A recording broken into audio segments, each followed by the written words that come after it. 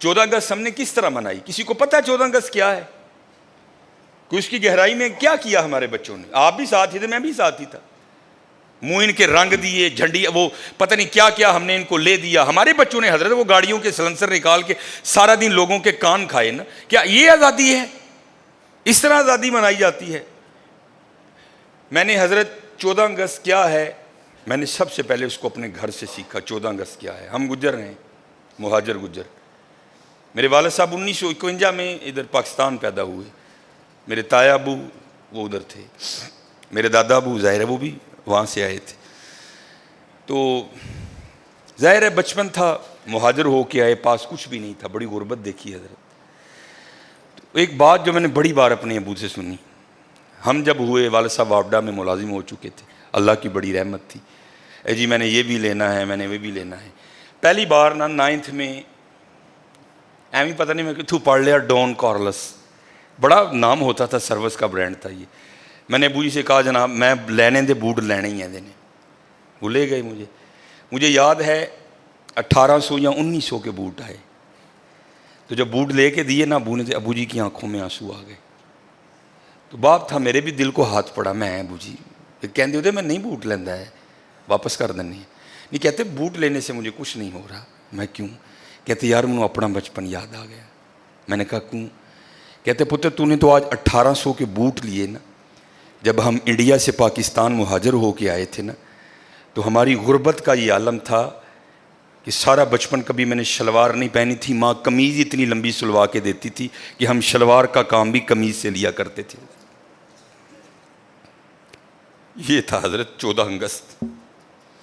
ان کی روحیں بھی قبروں میں تڑپتی ہوگی جنہوں نے ہجرت کی تھی.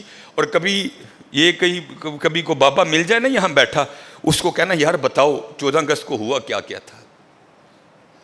یہ ایک فگر ہے اور لکھنے والا کہتا ہے اس سے اوپر جا سکتے ہیں، نیچے نہیں آ سکتے کبھی بھی. کہتے جب ہجرت ہوئی نا تو 90,000 مسلمان عورتوں کی عزت لوٹی گئی حضرت. 90,000. اور وہ کہتا ہے اس سے اوپر جا سکتے ہیں، نیچے نہیں آ سکتے. یہ ہے اس کا حاصل. ڈیک لگے ہیں، گانے بج رہے ہیں، منڈے ناچ رہے ہیں حضرت. اگر کسی رکشے پہ کچھ 4 بیبیاں بیٹھی ہیں، سب لڑکوں نے اپنی بائکیں اس کے پیچھے لگا رکھی ہیں. یہ تھا 14 اگست. اس لیے لیا تھا پاکستان. آج کسی سرکاری دفتر میں چلے جاؤ، بغیر رشوت کے کام ہی نہیں ہو سکتا تمہارا. اس لیے لیا تھا پاکستان. وہ اتنی گراوٹ آئی پاکستان میں. ٹھیک ہے بڑی بڑی بری قومیں ہوں گی، لیکن ہماری گراوٹ کا یہ عالم ہے کہ اللہ معاف فرمائے کتوں کا گوشت بھی ہم نے ہوٹلوں میں لوگوں کو کھلا دیا. یہ ہے 14 اگست. یہ ہے 72 سال بعد پاکستان. اور خدا کا واسطہ کو ہوش کرو. میں نے یہاں سے سیکھا کہ یہ ایک مہاجر کا یہ عالم ہے. پتہ نہیں لوگوں پر کیا کیا گزری ہوگی کہ غربت کا یہ عالم تھا. کہتے کبھی ہم نے اپنے بچپن میں شلوار نہیں پہنی تھی.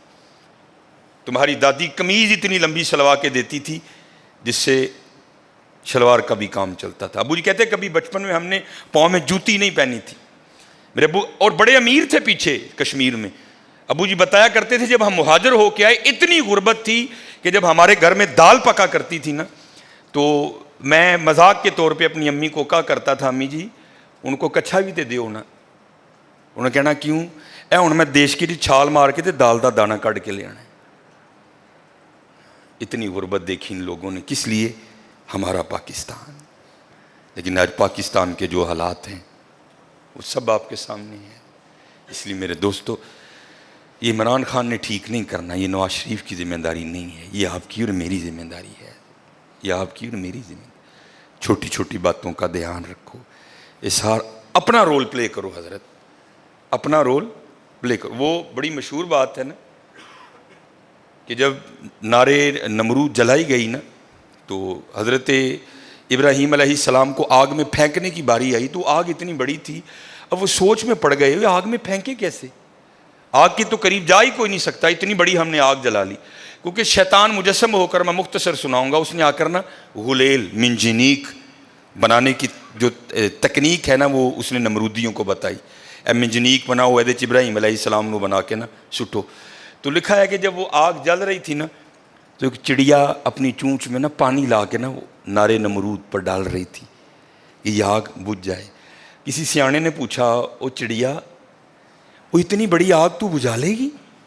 وہ دیکھ تو صحیح آگ کو، یہ تیرا جو تیرا ایک قطرہ ہے یہ کیا معنی رکھتا ہے اس آگ کے لیے، تجھ سے نہیں بجھے گی۔ تو مولانا روم فرماتے ہیں وہ چڑیا کہتی ہے مجھے بھی پتہ ہے نہیں بجھے گی، لیکن کل بجھانے والوں میں نام تو ہوگا نا۔ ہاں حضرت، خدا تو دیکھ رہا ہے کہ پاکستان کو لوٹنے والا کون ہے اور پاکستان کا خیر خواہ کون ہے۔ کیونکہ حضرت مدینہ اور پاکستان بڑا تعلق ہے آپس میں۔ مدینہ شہر، پاک پاک شہر، پاکستان پاک لوگوں کا شہر، پاک لوگوں کا وطن، پاک لوگوں کا ملک، پاک لوگوں کے رہنے کی بڑی مماثلت ہے اس کو حضرت آپس میں۔ اور یاد رکھنا حضرت، دیکھنے والے دیکھ رہے ہیں، یہ بس 18 منٹ ہو گئے، کیونکہ 65 کی جب جنگ لگی تھی تو ہم تو سوئے پڑے تھے نا سارے، وہ کہہ کے نکلے تھے جناب سیرے جا کے آج ناشتہ لاہور ہونا ہے، تو یہ نوائے وقت میں خبر چھپی تھی کہ جو مدینہ پاک میں نبی علیہ الصلوۃ والسلام کے معجزہ شریف کے خادم تھے نا، صفائی جو ادھر کرتے تھے، وہ کہتے ہیں کہ نیند آ گئی۔ تو جب نیند آ گئی تو کیا دیکھتا ہوں کہ نبی علیہ الصلوۃ والسلام نے نا ہتھیار باندھے ہیں، زرہ باندھی ہے آپ نے، ہاتھ میں ہتھیار ہے نبی سے۔ تو کہتے خواب میں عرض کیا اللہ کے رسول علیہ الصلوۃ والسلام، یہ کیا عالم، زرہ باندھی ہے، ہتھیار آپ نے اٹھا رکھے ہیں، یہ کیا رنگ ہے؟ تو نبی علیہ السلام نے فرمایا ہندوستان نے میرے پاکستان پہ حملہ کر دیا ہے، میں پاکستان کی مدد کے لیے جا رہا ہوں۔ اسی لیے تو بچہ پڑا ہے، ہم نے تو کوئی کسر نہیں چھوڑی حضرت، ہم نے کوئی کسر نہیں چھوڑی حضرت اس کو ڈبونے میں۔ یہ تو مدینے والی سرکار کی نگاہ مبارک کا فیض ہے کہ یہ پھر بھی کھڑا ہے حضرت، ہم نے کوئی کسر نہیں چھوڑی ہے ہم نے کہی۔ اور جب میں اکثر سنایا کرتا ہوں کہ جب محمد علی جناح رحمۃ اللہ تعالی علیہ کو حکم دیا گیا نا انگلینڈ میں، بڑا خوبصورت واقعہ ہے، میں بس اس کا اینڈ ہی سناؤں گا کہ جاؤ جا کر پاکستان کے قیام کے لیے کوششیں کرو۔ 3 گروہ تھے جن سے لڑائی لڑنی تھی، ایک تو ہندو، پھر انگریز، تیسرے اپنے مسلمانوں میں ہی بڑے تھے اس وقت جنہوں نے حضرت بڑی تحریک چلائی پاکستان کے قیام کے خلاف، مسلمان تھے، داڑیاں بھی تھیں، امامے بھی تھے ان کے سروں پہ، خطبے بھی دیتے تھے، واز بھی وہ کہتے تھے، بڑی تحریک چلائی انہوں نے پاکستان کے خلاف۔ اب تینوں سے لڑنا تھا، تو محمد علی جناح کہتے ہیں کہ میرے دل میں خیال آیا میں کمزور سا آدمی ہوں، میں کس طرح لڑوں گا؟ تو نبی علیہ الصلوۃ والسلام نے محمد علی جناح رحمۃ اللہ تعالی علیہ کے دل کی بات کو جان لیا، تو حضور نے انگلش ہی میں، حضور تو ساری زبانیں جانتے ہیں نا، آپ نے انگلش میں محمد علی جناح کو کیا کہا؟ ڈونٹ وری، گھبراؤ نہ، آئی ایم ود یو، میں تیرے نال ہاں۔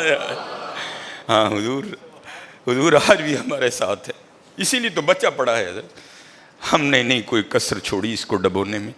یہ حضور کا نگاہ فیض ہے کہ یہ اب بھی کھڑا ہے۔ نہیں حضرت، اس طرح نہ کرو، اللہ سب پہ رحم فرمائے۔